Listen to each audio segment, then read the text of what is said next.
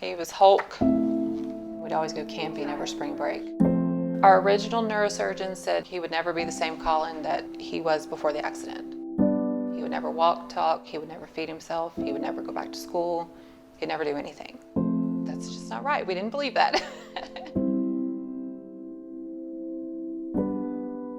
Colin and his friend, Boomer, were fishing at a creek that they always go to, and they were walking back to their vehicle, and an oncoming vehicle was carrying a piece of pipe in the bed of their truck, and that pipe was sticking out 5 feet from the vehicle, and that struck Colin in the right side of his head.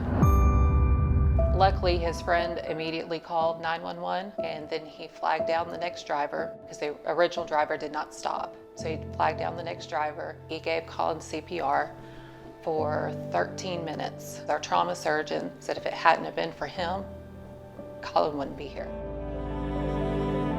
The first week there, he was unconscious. We didn't know if he was going to make it or what was going to happen. They don't expect for their child to be in a traumatic accident and their life to be changed forever. And it just happens overnight. Colin was 18 when the accident happened. We were approached, with the Ronald McDonald. And at first I felt like, he's not a child, he's not a baby. But you don't have to be.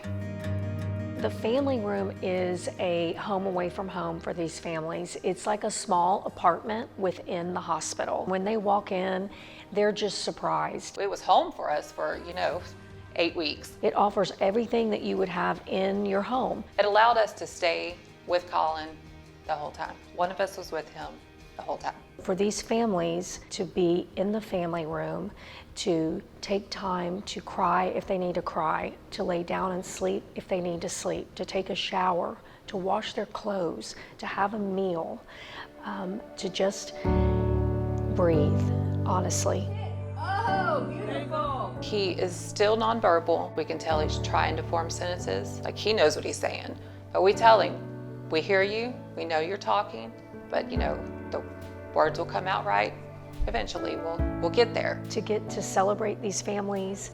Good, now push. The recovery may not look the same as what you might hope, but they're healing and they're recovering. And always those families are so grateful for the time that we were able to serve them. They never take lightly the care and the comfort that we provided them.